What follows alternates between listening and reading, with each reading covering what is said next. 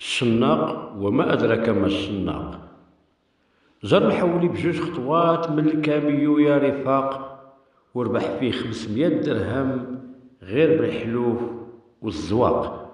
حولي فيه غير الهضورة وليجيكو ديالو ديال القلاق. جاب لاخر باعو بالثمن للموظف بالنفاق.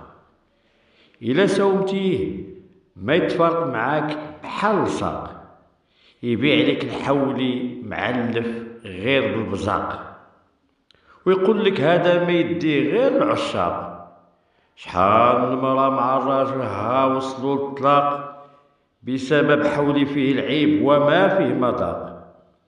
كل مشحم ما فيه الحم وعظيمة رقاق.